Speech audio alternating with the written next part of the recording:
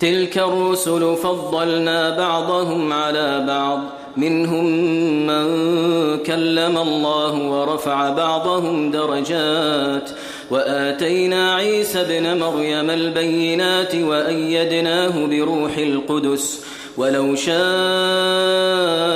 الله ما اقتتل الذين من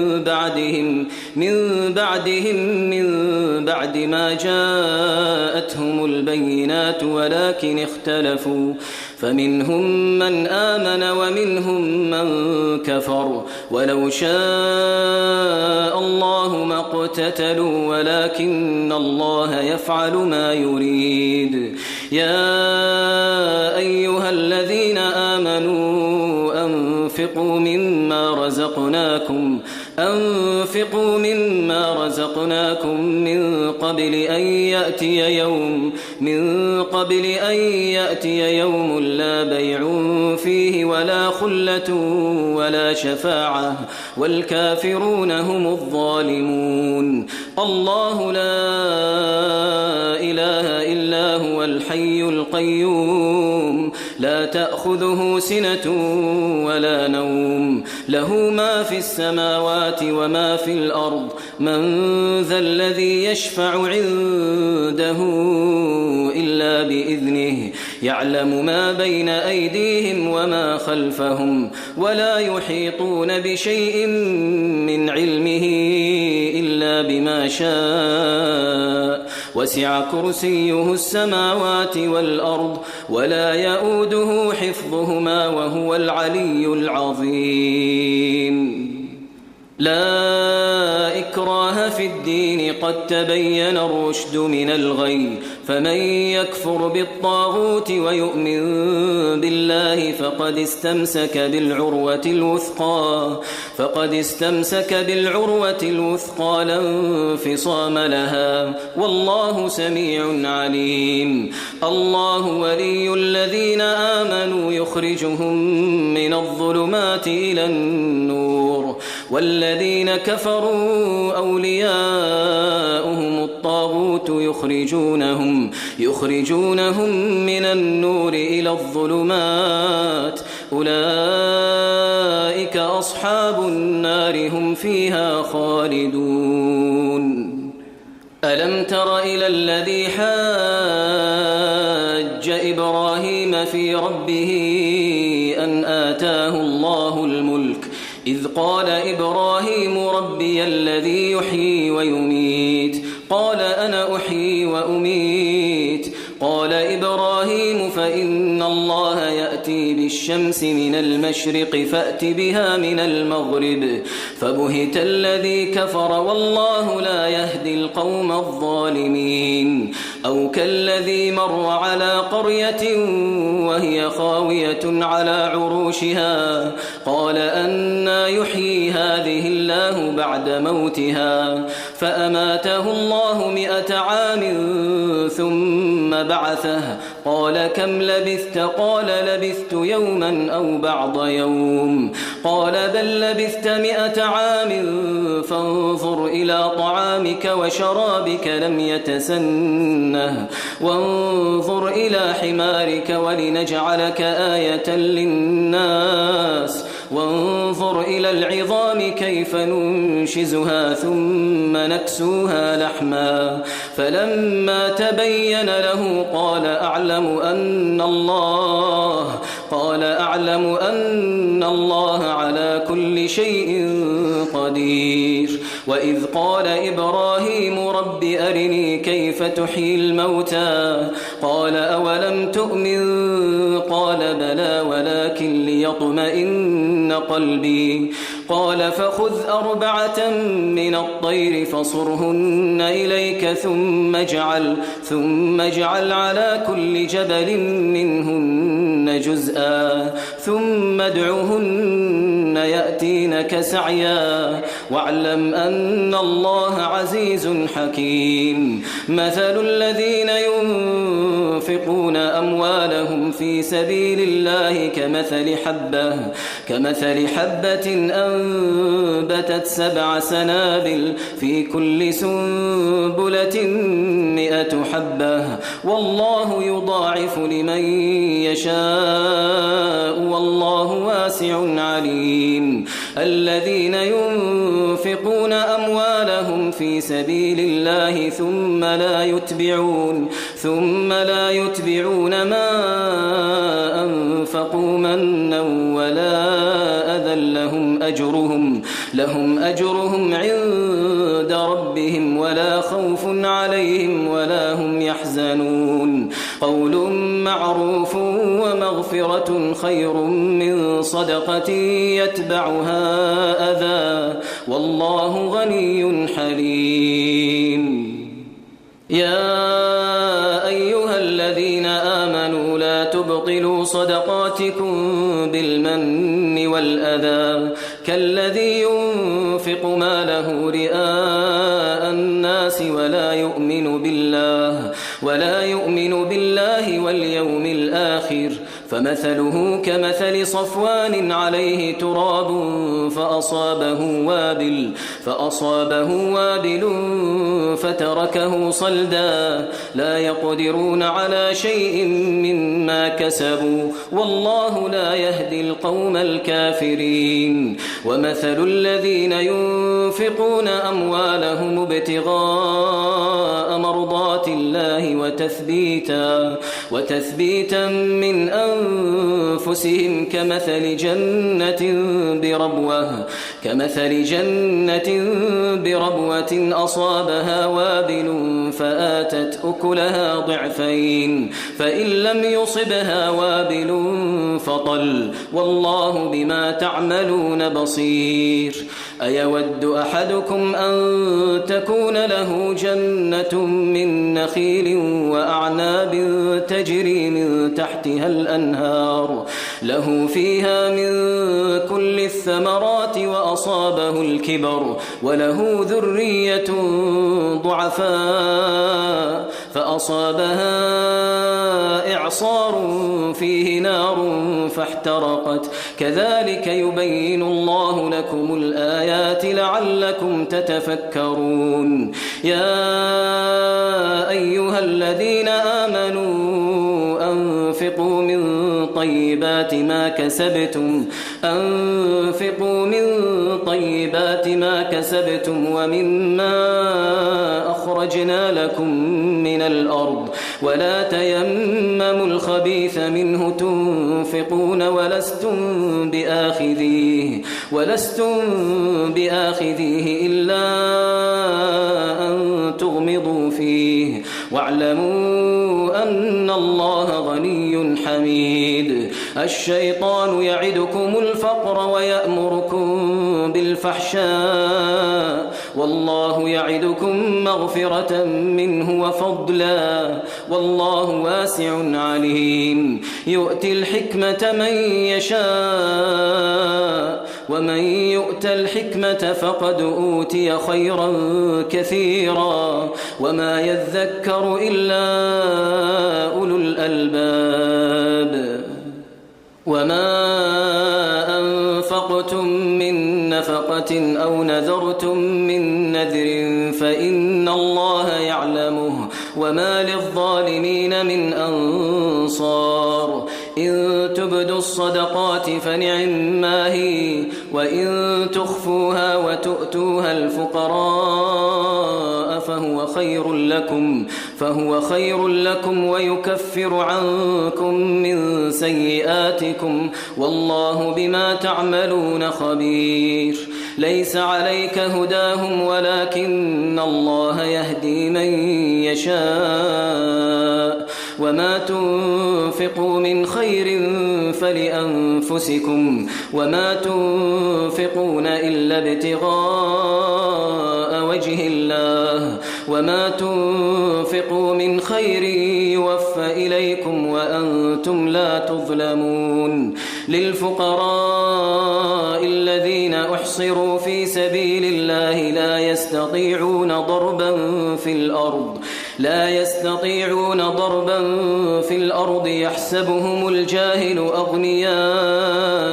من التعفف تعرفهم بسيماهم لا يسألون الناس إلحافا وما تنفقوا من خير فإن الله به عليم الذين ينفقون أموالهم بالليل والنهار سروا وعلانية فلهم أجرهم عند ربهم ولا خوف عليهم ولا هم يحزنون الذين يأكلون الربا لا يقومون إلا كما يقوم الذي يتخبطه الشيطان من المس ذلك بأنهم قالوا إنما البيع مثل الربا وأحل الله البيع وحرم الربا فمن جاءه موعظة من ربه فانتهى فله ما سلف وأمره إلى الله ومن عاد فأولئك أصحاب النار هم فيها خالدون يمحق الله الربا ويربي الصدقات والله لا يحب كل كفار أثيم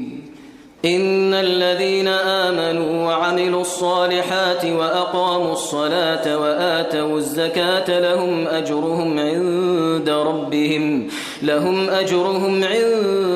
ربهم ولا خوف عليهم ولا هم يحزنون يا أيها الذين آمنوا اتقوا الله وذروا ما بقي من الربا إن كنتم مؤمنين فإن لم تفعلوا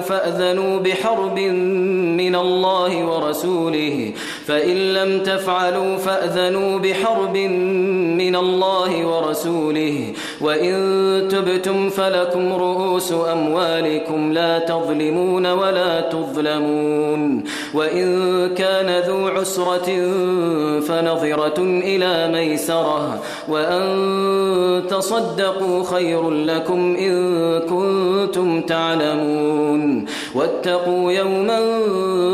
ترجعون فيه إلى الله ثم توفى كل نفس ما كسبت وهم لا يظلمون يا أيها الذين آمنوا إذا تداينتم بدين إلى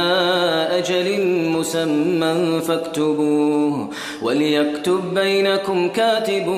بالعدل ولا يأب كاتب أن يكتب كما علمه الله فليكتب وليملل الذي عليه الحق وليتق الله ربه ولا يبخس منه شيئا فإن كان الذي عليه الحق سفيها أو ضعيفا أو لا يستطيع أن يمل هو فليملل وليه بالعدل واستشهدوا شهيدين من رجالكم فإن لم يكونا رجلين فرجل وامرأتان ممن ترضون من الشهداء أن تضل إحداهما فتذكر إحداهما الأخرى ولا يأبى الشهداء إذا ما دعوا ولا تسأموا أن تكتبوه صغيرا أو كبيرا إلى أجله ذلكم أقسط عند الله وأقوم للشهادة وأدنى ألا ترتابوا إلا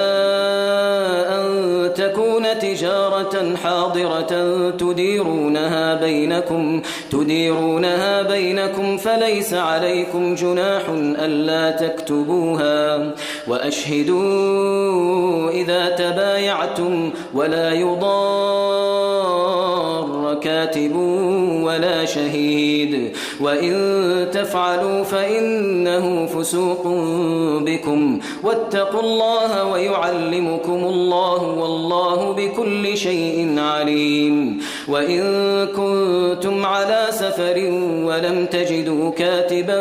فرهان مقبوضة، فإن أمن بعضكم بعضا فليؤدي الذي اؤتمن أمانته وليتق الله ربه ولا تكتموا الشهادة ومن يكتمها فإنه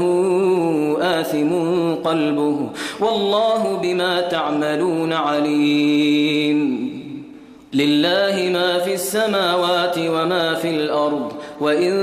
تبدوا ما في أنفسكم أو تخفوه يحاسبكم به الله فيغفر لمن يشاء ويعذب من يشاء والله على كل شيء قدير. آمن الرسول بما أنزل إليه من ربه والمؤمنون كل آمن بالله وملائكته وكتبه ورسله لا نفرق بين أحد من رسله وقالوا سمعنا وأطعنا غفرانك ربنا وإليك المصير. لا يكلف الله نفسا إلا وسعها لها ما كسبت وعليها ما اكتسبت ربنا لا تؤاخذنا إن نسينا أو أخطأنا ربنا ولا تحمل علينا إصرا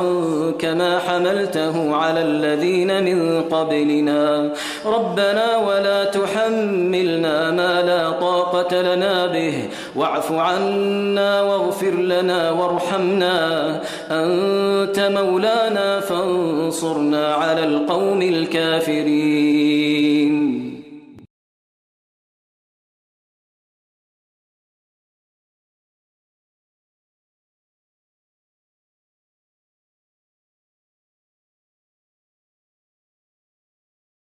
بسم الله الرحمن الرحيم. ألف لام ميم الله لا إله إلا هو الحي القيوم نزل عليك الكتاب بالحق مصدقا لما بين يديه وأنزل التوراة والإنجيل من قبل هدى للناس وأنزل الفرقان إن الذين كفروا بآيات الله لهم عذاب شديد والله عزيز ذو انتقام. إن الله لا يخفى عليه شيء في الأرض ولا في السماء هو الذي يصوركم في الأرحام كيف يشاء لا إله إلا هو العزيز الحكيم. هو الذي أنزل عليك الكتاب منه آيات محكمات هن أم الكتاب وأخر متشابهات فأما الذين في قلوبهم زيغ فيتبعون ما تشابه منه ابتغاء الفتنة وابتغاء تأويله وما يعلم تأويله إلا الله والراسخون في العلم يقولون آمنا به كل من عند ربنا وما يذكر إلا أولو الألباب. ربنا لا تزغ قلوبنا بعد إذ هديتنا وهب لنا من لدنك رحمة إنك أنت الوهاب. ربنا إنك جامع الناس ليوم لا ريب فيه إن الله لا يخلف الميعاد. إن الذين كفروا لن تغني عنهم أموالهم ولا أولادهم من الله شيئا وأولئك هم وقود النار. كدأب آل فرعون والذين من قبلهم كذبوا بآياتنا فأخذهم الله بذنوبهم والله شديد العقاب. قل للذين كفروا ستغلبون وتحشرون إلى جهنم وبئس المهاد قد كان لكم آية في فئتين التقتا فئة تقاتل في سبيل الله وأخرى كافرة يرونهم مثليهم رأي العين والله يؤيد بنصره من يشاء إن في ذلك لعبرة لأولي الأبصار زين للناس حب الشهوات من النساء والبنين والقناطير المقنطرة من الذهب والفضة والخيل المسومة والأنعام والحرث ذلك متاع الحياة الدنيا والله عنده حسن المآب قل أنبئكم بخير من ذلكم للذين اتقوا عند ربهم جنات تجري من تحتها الأنهار خالدين فيها وأزواج مطهرة ورضوان من الله والله بصير بالعباد الذين يقولون ربنا إننا آمنا فاغفر لنا ذنوبنا وقنا عذاب النار الصابرين والصادقين والقانتين والمنفقين والمستغفرين بالأسحار شهد الله أنه لا إله إلا هو والملائكة وأولو العلم قائما بالقسط لا إله إلا هو العزيز الحكيم إن الدين عند الله الإسلام وما اختلف الذين أوتوا الكتاب إلا من بعد ما جاءهم العلم بغيا بينهم ومن يكفر بآيات الله فإن الله سريع الحساب فإن حاجوك فقل أسلمت وجهي لله ومن اتبعني وقل للذين أوتوا الكتاب والأميين أأسلمتم فإن أسلموا فقد اهتدوا وإن تولوا فإنما عليك البلاغ والله بصير بالعباد إن الذين يكفرون بآيات الله ويقتلون النبيين بغير حق ويقتلون الذين يأمرون بالقسط من الناس فبشرهم بعذاب أليم أولئك الذين حبطت أعمالهم في الدنيا والآخرة وما لهم من ناصرين ألم تر إلى الذين أوتوا نصيبا من الكتاب يدعون إلى كتاب الله ليحكم بينهم ثم يتولى فريق منهم وهم معرضون ذلك بأنهم قالوا لن تمسنا النار إلا أياما معدودات وغرهم في دينهم ما كانوا يفترون فكيف إذا جمعناهم ليوم لا ريب فيه ووفيت كل نفس ما كسبت وهم لا يظلمون قل اللهم مالك الملك تؤتي الملك من تشاء وتنزع الملك ممن تشاء وتعز من تشاء وتذل من تشاء بيدك الخير إنك على كل شيء قدير تولج الليل في النهار وتولج النهار في الليل وتخرج الحي من الميت وتخرج الميت من الحي وترزق من تشاء بغير حساب لا يتخذ المؤمنون الكافرين أولياء من دون المؤمنين ومن يفعل ذلك فليس من الله في شيء إلا أن تتقوا منهم تقاه ويحذركم الله نفسه وإلى الله المصير قل إن تخفوا ما في صدوركم أو تبدوه يعلمه الله ويعلم ما في السماوات وما في الأرض والله على كل شيء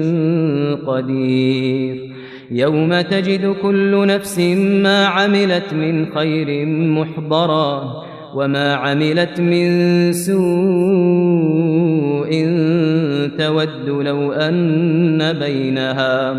تود لو أن بينها وبينه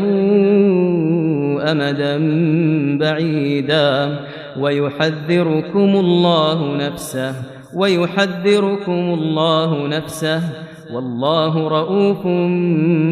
بالعباد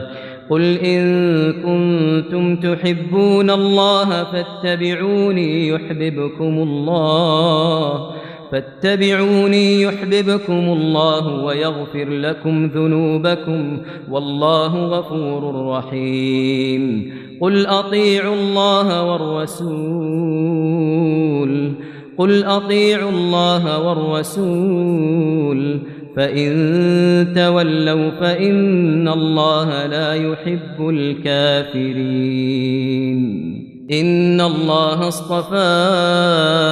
آدم ونوحا وآل إبراهيم وآل عمران على العالمين ذرية بعضها من بعض والله سميع عليم إذ قالت امرأة عمران رب إني نذرت لك ما في بطني محررا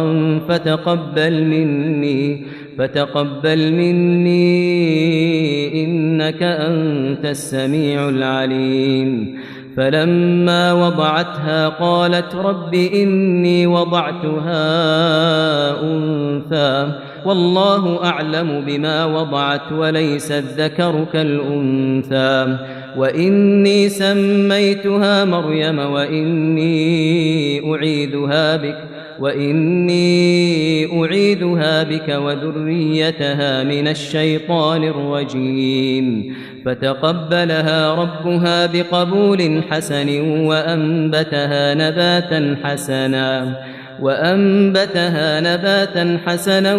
وكفلها زكريا كلما دخل عليها زكريا المحراب وجد عندها رزقا قال يا مريم أنى لك هذا قالت هو من عند الله إن الله يرزق من يشاء بغير حساب هنالك دعا زكريا ربه قال رب هب لي من لدنك ذرية طيبة إنك سميع الدعاء فنادته الملائكة وهو قائم يصلي في المحراب أن الله يبشرك بيحيى مصدقا بكلمة من الله وسيدا وحصورا ونبيا من الصالحين قال رب أنى يكون لي غلام وقد بلغني الكبر وامرأتي عاقر قال كذلك الله يفعل ما يشاء قال رب اجعل لي آية قال آيتك ألا تكلم الناس 3 أيام إلا رمزا واذكر ربك كثيرا وسبح بالعشي والإبكار وإذ قالت الملائكة يا مريم إن الله اصطفاك وطهرك واصطفاك على نساء العالمين يا مريم اقنتي لربك واسجدي واركعي مع الراكعين ذلك من أنباء الغيب نوحيه إليك وما كنت لديهم إذ يلقون أقلامهم أيهم يكفل مريم وما كنت لديهم إذ يختصمون إذ قالت الملائكة يا مريم إن الله يبشرك بكلمة منه اسمه المسيح عيسى بن مريم وجيها في الدنيا والآخرة ومن المقربين ويكلم الناس في المهد وكهلا ومن الصالحين قالت رب أنى يكون لي ولد ولم يمسسني بشر قال كذلك الله يخلق ما يشاء إذا قضى أمرا فإنما يقول له كن فيكون ويعلمه الكتاب والحكمة والتوراة والإنجيل ورسولا إلى بني إسرائيل أني قد جئتكم بآية من ربكم أني أخلق لكم من الطين كهيئة الطير فأنفخ فيه فيكون طيرا بإذن الله وأبرئ الأكمه والأبرص وأحيي الموتى بإذن الله وأنبئكم بما تأكلون وما تدخرون في بيوتكم إن في ذلك لآية لكم إن كنتم مؤمنين ومصدقا لما بين يدي من التوراة ولأحل لكم بعض الذي حرم عليكم وجئتكم بآية من ربكم فاتقوا الله وأطيعون إن الله ربي وربكم فاعبدوه هذا صراط مستقيم فلما أحس عيسى منهم الكفر قال من أنصاري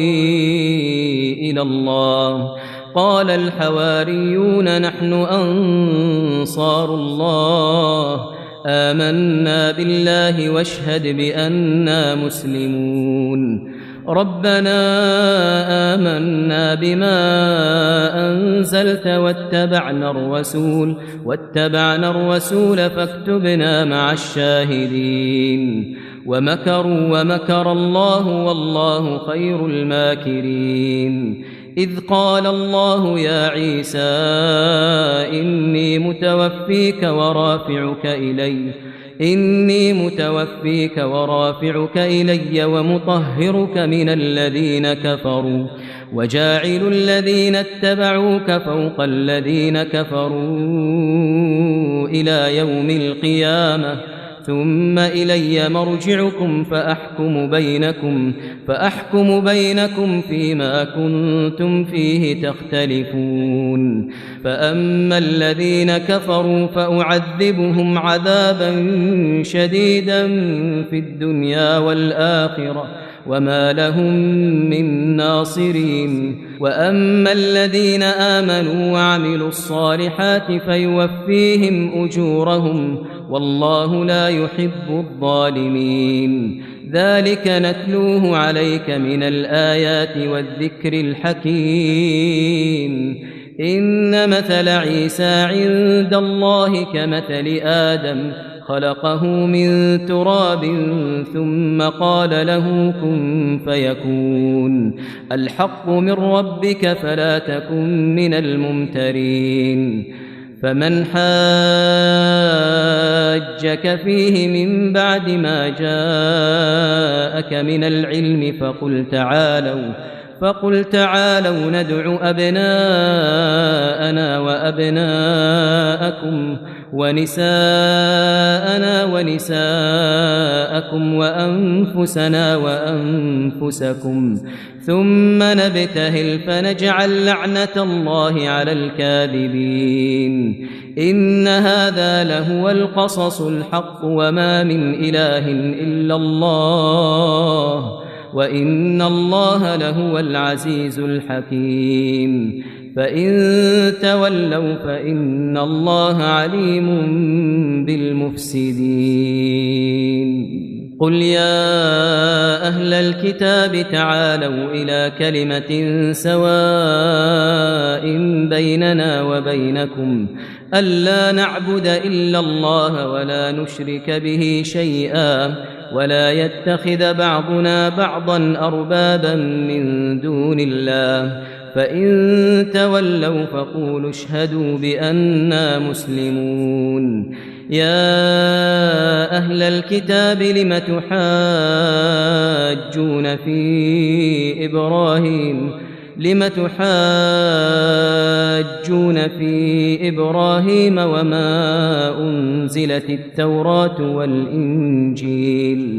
وما أنزلت التوراة والإنجيل إلا من بعده أفلا تعقلون ها أنتم هؤلاء حاججتم فيما لكم به علم فلم تحاجون فيما ليس لكم به علم والله يعلم وأنتم لا تعلمون ما كان إبراهيم يهوديا ولا نصرانيا ولكن كان حنيفا مسلما وما كان من المشركين إن أولى الناس بإبراهيم للذين اتبعوه وهذا النبي والذين آمنوا والله ولي المؤمنين ودت طائفة من أهل الكتاب لو يضلونكم وما يضلون إلا أنفسهم وما يشعرون يا أهل الكتاب لم تكفرون بآيات الله وأنتم تشهدون يا أهل الكتاب لم تلبسون الحق بالباطل وتكتمون الحق وأنتم تعلمون وقالت طائفة من أهل الكتاب آمنوا بالذي أنزل على الذين آمنوا وجه النهار واكفروا آخره لعلهم يرجعون ولا تؤمنوا إلا لمن تبع دينكم قل إن الهدى هدى الله أن يؤتى أحد مثل ما أوتيتم أو يحاجوكم عند ربكم قل إن الفضل بيد الله يؤتيه من يشاء والله واسع عليم يختص برحمته من يشاء والله ذو الفضل العظيم ومن أهل الكتاب من إن تأمنه بقنطار يؤده إليك ومنهم من إن تأمنه بدينار لا يؤده إليك إلا ما دمت عليه قائما ذلك بأنهم قالوا ليس علينا في الأميين سبيل ويقولون على الله الكذب وهم يعلمون بلى من أوفى بعهده واتقى فإن الله يحب المتقين إن الذين يشترون بعهد الله وأيمانهم ثمنا قليلا أولئك لا خلاق لهم في الآخرة ولا يكلمهم الله ولا ينظر إليهم يوم القيامة ولا ينظر إليهم يوم القيامة ولا يزكيهم ولهم عذاب أليم. وإن منهم لفريقا يلوون ألسنتهم بالكتاب لتحسبوه من الكتاب وما هو من الكتاب ويقولون هو من عند الله وما هو من عند الله ويقولون على الله الكذب وهم يعلمون. ما كان لبشر أن يؤتيه الله الكتاب والحكم والنبوة ثم يقول للناس كونوا عبادا لي من دون الله ولكن كونوا ربانيين بما كنتم تعلمون الكتاب وبما كنتم تدرسون. ولا يأمركم أن تتخذوا الملائكة والنبيين أربابا أيأمركم بالكفر بعد إذ أنتم مسلمون. وإذ أخذ الله ميثاق النبيين لما آتيتكم من كتاب وحكمة ثم جاءكم رسول مصدق لما معكم لتؤمنن به ولتنصرنه قال أأقررتم وأخذتم على ذلكم إصري قالوا أقررنا قال فاشهدوا وأنا معكم من الشاهدين. فمن تولى بعد ذلك فأولئك هم الفاسقون. أفغير دين الله يبغون وله أسلم من في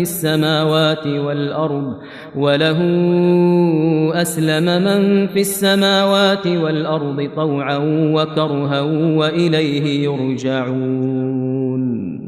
قل آمنا بالله وما أنزل علينا وما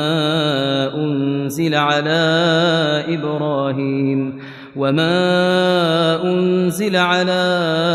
إبراهيم وإسماعيل وإسحاق ويعقوب والأسباط وما أوتي موسى وعيسى والنبيون من ربهم لا نفرق بين أحد منهم ونحن له مسلمون. ومن يبتغ غير الإسلام دينا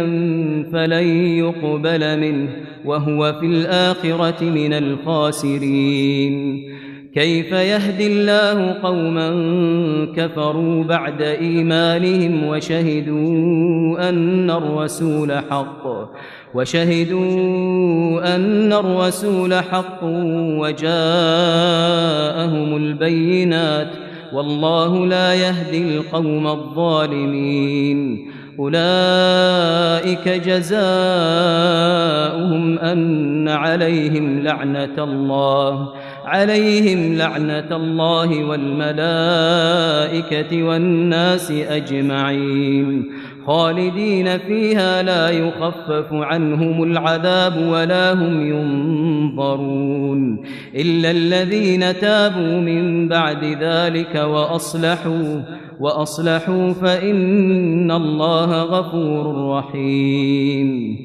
إن الذين كفروا بعد إيمانهم ثم ازدادوا كفرا لن تقبل توبتهم وأولئك هم الضالون. إن الذين كفروا وماتوا وهم كفار فلن يقبل من أحدهم ملء الأرض ذهبا ولو افتدى به أولئك لهم عذاب أليم وما لهم من ناصرين.